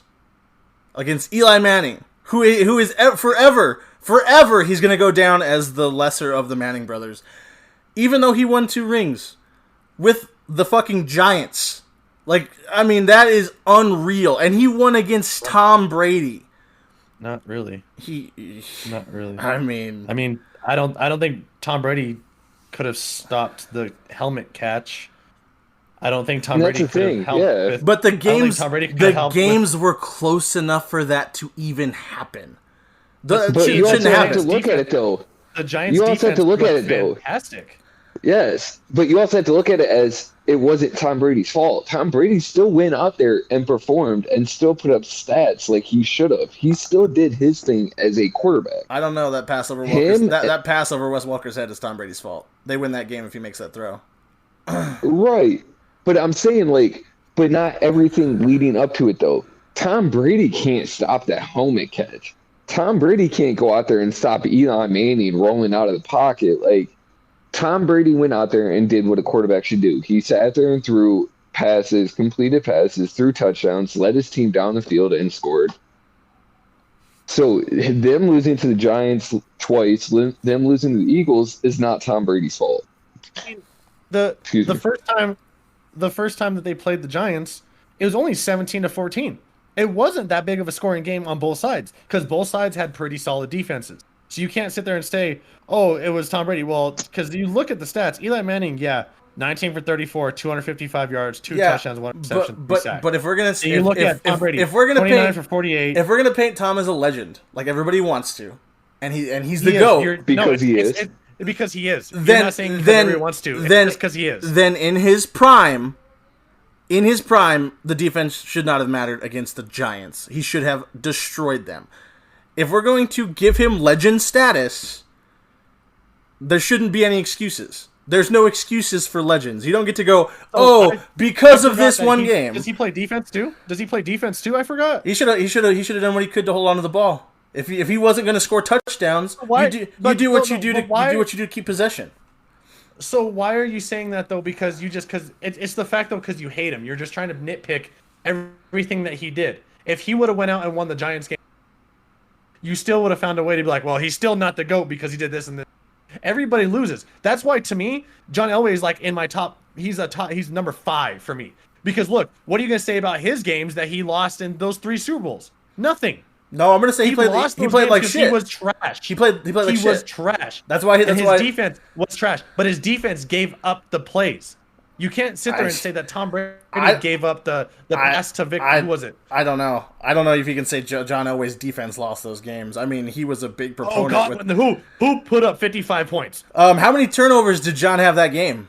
He had 3 picks. So it's not John Elway's game. But that's not John Elway's fault, though, right? No, that is totally John Elway's fault. Okay. He threw 3 interceptions. Okay. That's the point I'm making. Okay, but this is the point, though. You just said he threw 3 interceptions. Tom Brady in those losses didn't throw any. Did he? He didn't throw any. So you're going at it at a different angle. That you're saying John Elway did this, he threw 3 interceptions. So what's Tom Brady's fault then? You're saying, oh, he should have done this and this. But you're just saying John Elway was trash because he threw 3 interceptions. But Tom Brady threw 0. What Super Bowl was that? So what's your argument there? What Super Bowl was that? Tom Brady did what Tom Brady had to do. Plain and simple. Tom Brady did what Tom Brady had to do. He went out there, led his team down the field, and scored touchdowns. He didn't make mistakes. Yeah, he might have missed a couple passes here and there, but he didn't make critical errors to give the ball truly up. And that's really what it comes down to, and that's the reason why Tom Brady is by far the best quarterback that I've seen ever play in my life, and by far probably in the NFL. Just because of the fact of Tom Brady goes out there in these big games, even even this year at 43 years old, he is still able to go out there and show out in the playoffs and lead his team down the field and get them victories. No, I thought you were going to say about the regular season. I already talked to you about the regular season. He played fucking terrible teams. I'm going to stand by that. He played dog shit. You can't sit there and be like, "Oh, he did so well in the regular season." Anybody could. So what do you say about Pat? You said the same thing, Patrick Mahomes. Yeah. Patrick Mahomes has weapons. So why is everybody saying if everybody thought the way you did? Patrick Mahomes should have been that good. Patrick Mahomes didn't win his games by 7 or 10 or less. Patrick Mahomes was putting up fucking 30, 40-point games. He didn't play down to the level of the teams he was playing. If that's the way you want to approach it, Tom Brady just played down to those levels. I wouldn't say Tom Brady. So let me tell you this real quick. Tom Brady threw out of the Giants, the 2 Giants Super Bowls, and the Eagles Super Bowl, 1 interception. 1. I said 0 because I didn't see the other one. The 2012 Giants. He threw 1 interception through those 3. And yet somehow it's still his fault. He threw against the Eagles. He threw against the Eagles for 505 yards. 3 touchdowns, 0 interceptions, 1 sack. Okay. So what are you saying then? That he had a good game? Oh, because that you just went a different argument saying that, he should have done better. What else could he have done? He threw for 505 yards. I don't know what he That's not his fault. That's definitely not his fault. Okay, then I'll take away the Eagles game. Okay, and what about the Giants games? Those are both close games. Let's see. The first game, the first game for being in his prime and being the GOAT, he underperformed. He threw for 266 yards and 1 touchdown. That's not GOAT status. That's fucking. You had a field day. You went on a field trip to go play a Super Bowl game. You threw for 1 touchdown. So who are you comparing him to now? Because of the fact, who are you saying that? Since you're saying he's not the GOAT or whatever, he didn't perform. Who are you saying, but this person did this, that's why he's better than Tom Brady, or this person did this because if he's so-called the GOAT, why didn't he put up numbers like he did? No, I'm not comparing him to anybody. I'm saying if you are going to seek legendary status, you are legendary. He is legendary. He's not. He doesn't have to seek it. He already is. You don't get to have. He already is legendary. You don't get to have like an instance where you underperform and then it's not his fault. No, if he's a legend, it's on him. And if his defense gets outscored, that's shitty. That sucks. That's an unfortunate circumstance. But his defense didn't get outdueled. He got outdueled by Eli. Eli threw 2 touchdowns. He only threw 1.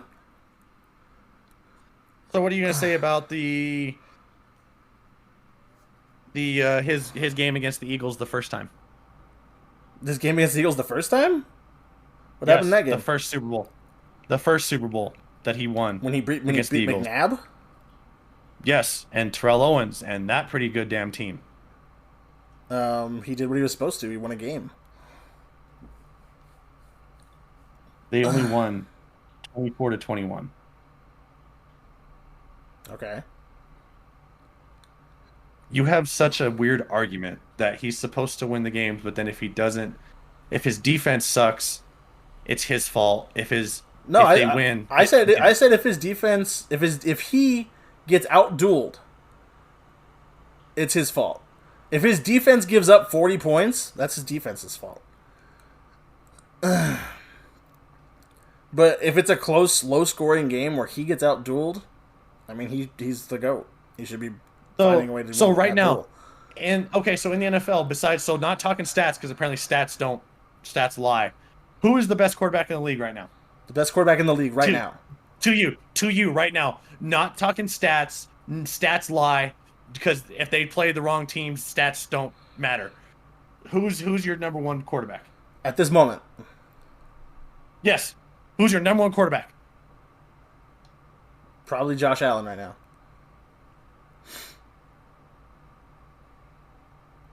Interesting.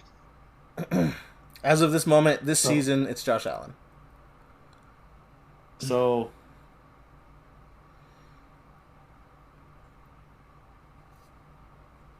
I would have said Baker Mayfield if it makes you feel any better. Shut the fuck up. I know you would have said Shut the fuck up. And as of right now, Baker should be in that conversation. He's a good quarterback, but I think no.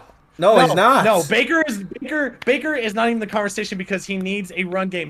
If you do not give him the run game and to help him open up the pass, he cannot do anything because he rushes himself and he throws interceptions. When the run game starts working, he can get open. He can get his receivers. He has time. Okay. That's a Nick Chubb cream hunt team. There are 6 quarterbacks who you could probably point to as good quarterbacks right now. He's a game manager. And I'd put Baker at 6. I'd put him at the ass end of it, but he's still up there. He's a good quarterback. He's top 6. Okay, so let's see the Bills. How good the Bills are. He's the best. Played the Jets, trash. Played the Dolphins, meh.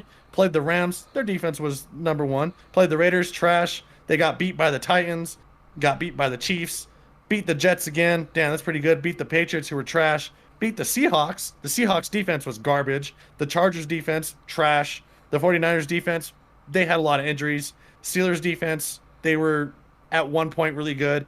The Broncos, they were garbage. The Patriots, again, garbage. The Dolphins, they beat the shit out of them, 56-26. So, according to you, how you work, that's not good either. Because the stats he put up were against trash teams. Their division was trash. Okay, division was trash. Okay, look at the wins. They're by more than 14. They're by more than 14 points in most cases. So as long as it's win by more than 14 points, it becomes a good quarterback, right? That's what the point is. Because that the stats don't matter as long as they're plus by 14. No, that their defense wasn't one of the best in the league. Okay, you can go ahead and go whatever route you want here. If you are a good quarterback, you prove it by beating the teams you're supposed to beat by more than a few points. It's not supposed to be nail biters. It's not supposed to be fucking scrapers. If you're a good quarterback, you go out there, you put up the stats, and you prove it. So then again, now we're talking stats. So if we're gonna go talking stats again, okay. So no. You don't get to look at the collective season. Because if Tom Brady throws for 500 yards against a 1-in-15 team, good for him. But if he throws 200 the rest of the season, of course his stats are going to look good. Because he had that one outlier game. So no, you don't get to sit there and be like, the entirety year of the stats matter. No, it's not. It's the game-to-game thing. And if you're going to sit there and you're going to be like, well, he did good because he threw for 300 against the fucking Panthers, but he couldn't put up 200 over the Steelers, then I don't know what your point is. The teams that suck, you're supposed to go out and shit on them if you're good. If you're great, you definitely go out and shit on those teams. You don't sit there and this was just an off week. So yes, I'm going to sit there, I'm going to look at the point totals. And I mean, look, the games the Bills lost. Let's see. This is the postseason. They lost to the Titans in week 5 when the Titans were still undefeated. They still had all that momentum. They got shit on. That's absolutely and completely inexcusable. That's a game where if I was the coach, I'd be going in and I'd be seeing what was wrong because they only put up 16 points. That loss is Josh Allen's fault. So that loss is all Josh Allen? Do you know how to play the game of... Oh my God. Do you not know that there's two sides to a fucking team? You're supposed to put up more points. You're supposed to put up more than 16 points. Steven, you make it sound so easy, but you played the fucking line. You played the line.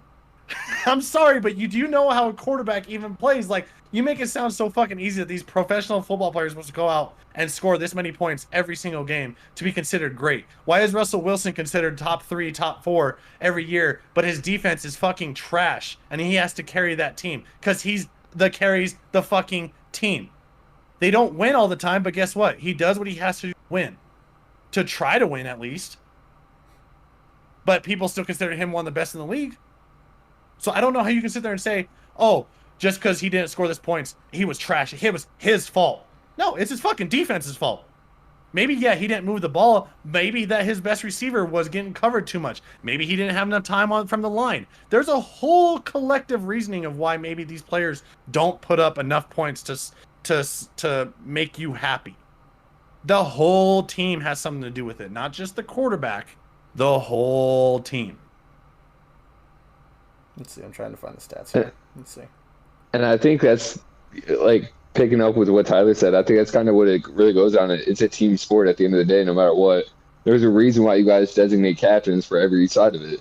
Tom Brady goes out there. He is always the captain for the offense, and he always charges his offense up to go out there and play their damn best.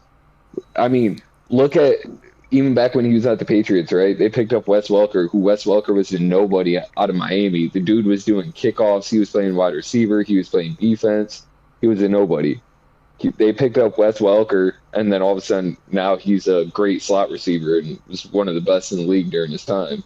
Amendola. You pick up Amendola, like even Hogan, like you said earlier, Tyler, like Tom Brady is a fantastic offensive player. He goes out there and does what he needs to do for the offensive side of the field. Yeah, sometimes he only puts up 14, 16, 20 points, whatever. But at the same time, you start looking at the defenses that he does play, it's different. Yeah, he might not always put up the most points against bad defenses, but it's also, you also got to play in a factor of coaching on the other team's factor and also coaching on the offensive factor and game plans that they come into. Yeah, you adjust for in time and stuff, but it doesn't always work out. And that's not like to sit here and be like, oh, Brady's the best and stuff like that, but it's just the truth of the game. It really is. And say you do only put up 16 to 20 points, but you're putting up against a team that, you know, you're not expected to put up that many points anyway. You're going to become a game manager, and you're going to start handing the ball off or doing short passes. You don't need to go out and throw 300 to 400 yards every game to win. You don't. You can go out there and throw 200 yards and still win the game, because guess what? Why fix on this? That's not broken. You go and run the game. The run game's going. Guess what? That run game's going to be used consistently. Over and over and over again. If you're trying to win the game, you do what's working best for your team. Not the fact that, oh, Tom Brady should be going out in his... This isn't Tom Brady's prime either. He shouldn't be having to go... They're going to build around him. He doesn't need to build around them.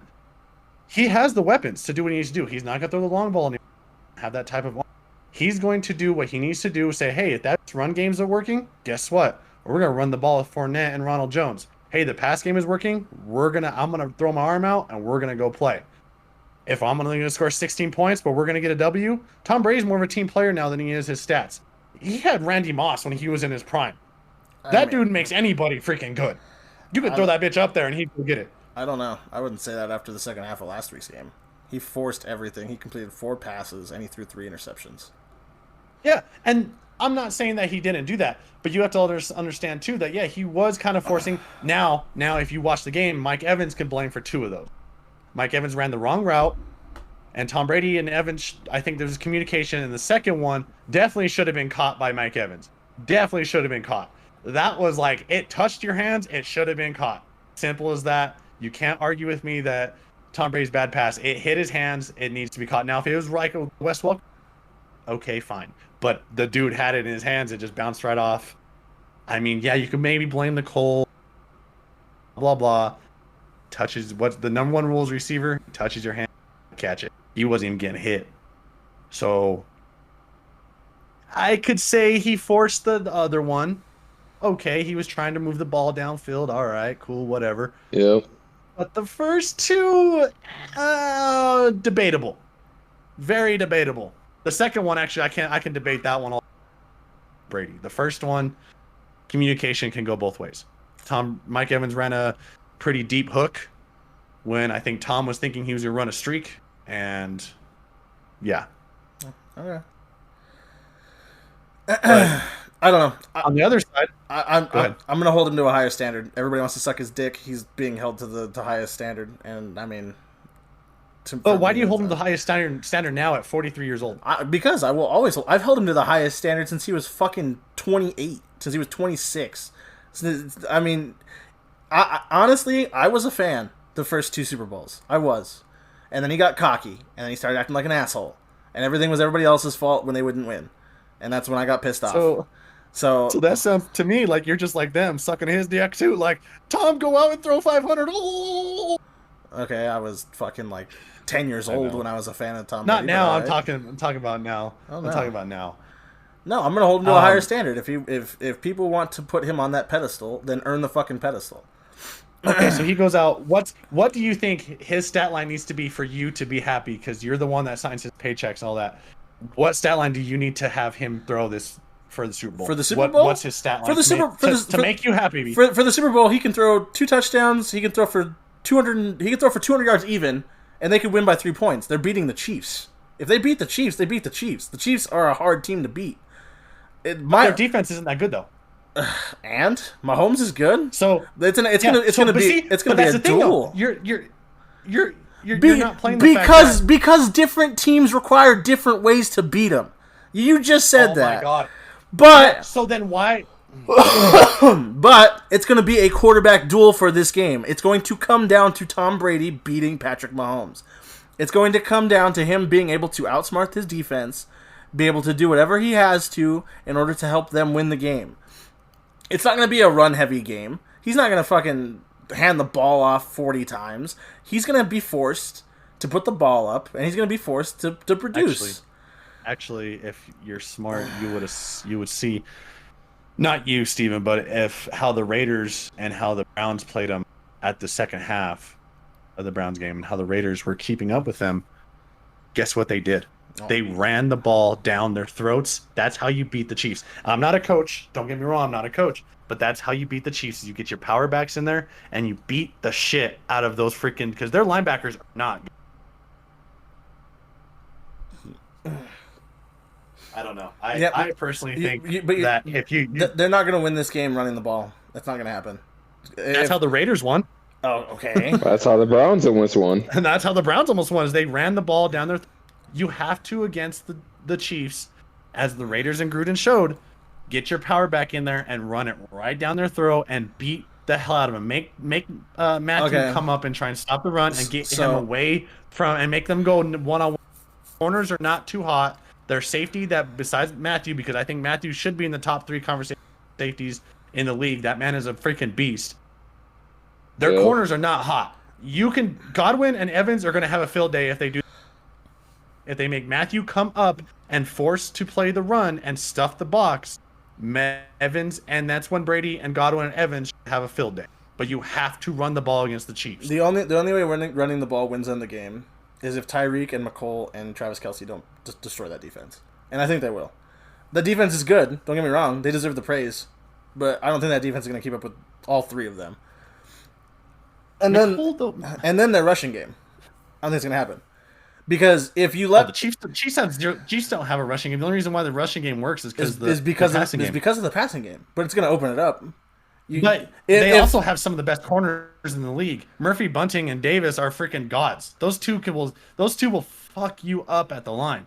And Murphy Bunting, that dude's not slow. He can probably stay up with Tyreek. If Tyreek and him get on the foot race, those two can probably stay up with each other.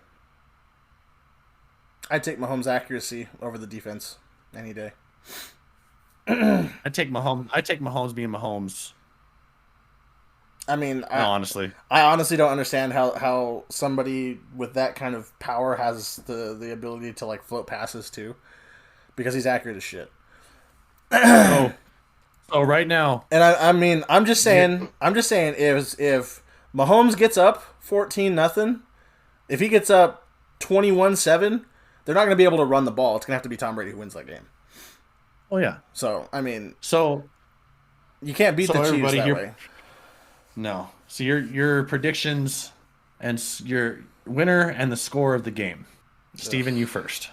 Like I said, either it's going to be a blowout, either the Chiefs win by 14 plus, they win by 2 touchdowns or more, or it's going to be a close game and somehow Brady's going to pull it out.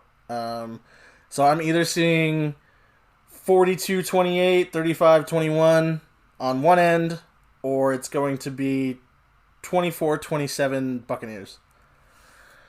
Ever, what about you? So I'm leaning like 24-21 or like 27-24. I think it's going to be a real close game.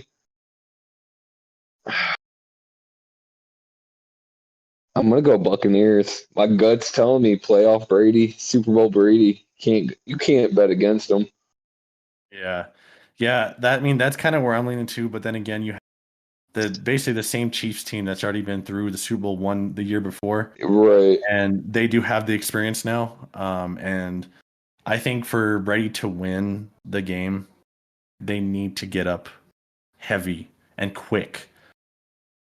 But they also need to keep their foot on the gas, because if they don't, the fourth quarter Mahomes will come out. I really compare the Chiefs to the Warriors when they had the God team. Was you could be up by freaking 30 into the fourth quarter, fourth quarter, you're gonna lose, because you had Steph to me is like a Patrick Mahomes. You had Clay, who was sort of I don't know. People are probably gonna fight for this, but I can say Clay. Travis Kelce, exactly. KD was the Tyreek Hill. I mean, you had these weapons that were like, you don't shut down. There's 3 weapons right there that will burn you. One of them will get hot and you're done. Yep. But I also think one of the biggest things too that could really change the game is Tampa Bay being home. And them starting to let fans in now and stuff like that, I definitely think that's going to be a huge factor for Tampa Bay. What I will say is that if the Chiefs have a close game in the fourth quarter, they're going to lose. They will lose. The Chiefs? If the game is close in the fourth quarter, the Chiefs will lose, because, like you said, the Bucks will be able to run at that point. They'll be able to go with ball management, even if they're down by a touchdown. They will be able to control the pace of that game. And you do not want Tom Brady controlling the pace of the game. Because if you have Tom Brady control the pace, it's over. With the Leonard Fournette back there, too, that can power his power back, yeah, I agree to that one. Because, I mean, at that point, Brady doesn't need to be the GOAT. Brady doesn't need to play like a legend. He needs to be the GOAT game manager. He all he has to do is make sure you hit your dump-off passes and make sure the receivers are running the right routes, and you win that game. And at that point, I mean, he would have Gronk, him and Gronk have telekinesis, where they don't even have to speak to each other. They would know. Gronk could be, okay, this is Super Bowl. I know where I need to go. I know what I need to do. I know Brady's going to give me the ball. That's it. That's what I'm saying. They need to be up by 10, 14 points for them to even think about winning that game. If they're not up by 10 in the fourth quarter, I'll say it right now. If they're not up by 10 points when the third quarter ends, the Chiefs are going to lose that game. They will lose. And Brady will win. And Brady will have a 7th ring. And he'll say, Steven, look what I got. Yep, and I will be writing my will and testament because I will be jumping off a cliff. I leave nothing because I am poor and I have nothing. So therefore I'm going to go jump off the side of a mountain. Well, we have one more sports topic, but before we end it, we're going to we have our last portion of our sponsorships. So we're going to leave a word with our sponsors, and we'll be right back to finish out the. Welcome back, everybody, to the Mostest Okayest Podcast. Thank you again, Anchor, for sponsoring our podcast. I say that every time because I am very thankful. We are very thankful. Our last segment is going to be about the fight this weekend between Conor McGregor and I ever pronounce his name? Dustin Poirier. That was a good fight. I predicted Conor to win. I think a lot of people had Conor winning. Oh, 100%. I think Diver made a good point that before we dive into it, that I think Conor is more about the boxing and more about the, I think I just read a stat that he made 55 fight. Jesus, Lord Almighty, I want that. I would get my shit knocked out if I could make that type of money. I would run around the octagon for at least 10 seconds and just be like, hey, I just made this much money. I don't give a shit what y'all got to say. How much did he make? Because you cut out. 55. He made 55,000 a second. 55,000 a second? Jesus. Right. Yeah. Like I said, I would just run around and just tickle my pickle the whole time. Okay. And go ahead, man. No, I was gonna say that was the biggest thing for me was like, I was gonna say Conor really, obviously he's a businessman about it nowadays, right? We all notice it and we all see it. And that was the thing, that was his biggest complaint to like Dana White and UFC from last year, was that he wasn't that active and he wasn't getting that many fight offers. Like, I think he only had one fight of 2020. And so And I mean, like for the people that watched the fight, you heard it in his post interview. Like he wasn't that active and wasn't that trained about UFC because of the fact of he wasn't getting the fight offers. Dana White didn't want to put him up, so he started focusing more on the boxing. But what was surprising was that Conor got beat and like he got knocked out. That's really what it more was. Conor proved it that he's a boxer. He's a stand-up guy. He will knock you out with his hands all day long. And so if Conor got submitted, everybody was like, you expect it. But with this one, with Conor McGregor getting knocked out, ooh, man. Nothing to take away from Dustin Poirier. I mean, dude's on fire right now, and he definitely deserves the chance for the belt, but no one really saw Conor coming out, and no one really saw Conor coming out and getting knocked out at least. Yeah, I mean, he took out his leg, gave those kicks. Yeah, those calf kicks were nasty. Yeah, made those kicks, count. Every single time he hit, it just counted on and on. You can get kicked there. Not saying I've been kicked there. I've never been in that type of a fight. I've sparred maybe twice in my life. I had a couple of times I got kicked, and that shit, I was never, what I saw when the gym that I trained in during high school, I saw, the dude going around hitting people in the shins with bamboo. I wasn't there to fight. I was for football. I was there to get in shape, get my hands faster, and just get a little more, get a little bit more tough, playing receiver and all that. But he'd go around with the fighters that he was training and hit their shins with bamboo sticks, and that shit looked like that bitch hurt. And he did that one time to me, and I was like, "Look, motherfucker, I'm not here for this shit. I'm here just to get my hands and feet faster. I'm not here. Don't do that." He goes, "You're gonna get a helmet to the shin. Bitch, I'll fall down before someone hits me on my shins. God damn it." Don't. But that's the thing. Yeah. And that was the thing. Like even with the fight, like every time Dustin would throw those leg kicks, you would hear it just smack, and you knew it hurt. Yep. I mean, I love Conor. I think he's a great guy. He's gotten himself into some legal trouble, but I personally think he's a great fighter. See that if he's gonna go back to boxing and try and get some more money. But overall, I thought that was a great. I think what the UFC is doing with that Fight Island was fantastic, and it's fantastic to do with the with COVID still and all that big stuff. Yep. I think they have the right idea. I think they kind of copied how the bubble worked for the NBA. But other than that, I mean, I thought that was great card. It was a great card, I thought. Yeah, I liked it for the most part. But the thing with Conor is, I think what it's really going to depend on is how many fights can he get out of this year. He said he wants to fight more this year. I think he's shooting for like 4 or 5 fights by the end of the year. That's ideally what he wants, which ideally makes sense. But I think if he doesn't get it, then yeah, he'll probably end up going back to boxing or something like that. But I mean, we'll see. I mean, at the same time, they're not going to offer someone, a chump fight for Conor McGregor, because at the end of the day, it's Conor McGregor. Everybody knows what he can do and has done. Like, you're not going to sit there and just throw him some random guy and be like, hey, here's a warm-up fight. Like, it's still got to be a competitive fight or something. But the thing I'm worried about, and the thing I was listening to in another podcast earlier this week, was the way he acted after the fight. And granted, it could just be maturity, and he actually humbled himself and stuff like that, but, like, he just seemed way too cool. Like, I know for me personally, anytime I lose in anything, because I'm just a competitive person, like, I absolutely hate it. Yeah, I cannot fucking stand it. We know who else is competitive in here, but we won't.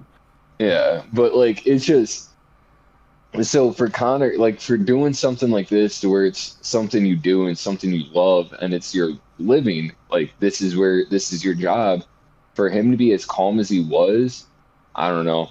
It kind of worries me that maybe he's looking at it like, hey, I wasn't getting the fights last year. I doubt I'm going to get the fights this year. I'm just going to go box, go hit up Manny Pacquiao, try to get Floyd Mayweather again, or, Ryan Garcia, who's the new up-and-comer in boxing. And maybe go get fights with these guys and just box for them because I know boxing will take me. Well, I hope he goes after. I do want to see him go face. What's his name? One of the Paul. Was it Jake Paul? Jake. Like so Jake Paul's already got a fight right now, and I really hope Jake Paul just gets his ass beat. Who's he fighting? I forgot. Like Ben Askren or something like that. Someone that's been. I can't pronounce his last name, but yeah, he did UFC for a while, and then I think he ended up retiring just because he was taking too much damage. But he's not a bad fighter, but I don't know. We'll see how that goes. But, yeah, I don't think Conor would do it unless Conor gets paid, essentially. Yeah. That's really what it comes down to. Conor is going to have to get paid for it. Yep. And Jake Paul doesn't get enough viewers or money for that shit, so I don't think that shit's going to happen for a hot minute. I don't know, but if you put Conor McGregor and you put Jake Paul in the octagon, I think people will view that. Just to watch his ass Jake Paul knocked out. get his ass kicked. Yep. So I think they'll get their viewers. If they let that shit happen like that. Yeah. Potentially, but I don't know. Yeah. Well, thank you everybody for listening to the Mostest Okayest podcast. You can find us at Mostest Okayest on Twitter. That was a great show. Thank you guys. Thanks again to Joey Diver for joining our podcast. This is the second time he's on, so thank you again. Of course, we will thank definitely you guys for having me. Yep, we'll have you on again. Steven, once again, great episode. Plug yourself, man. Yeah, you can follow me on Twitter at HollyJollyGamer. Same thing, Insta. Over on YouTube, my YouTube link is in my Twitter bio, and on Twitch, it's /HollyJollyGamer. So. And mine, you can find me at Ty Hulk. Every time. Why is it so bad that I can't? Tyler Hulk 12 on Twitter, or on Instagram at Ty Hulk 12. We really appreciate you guys.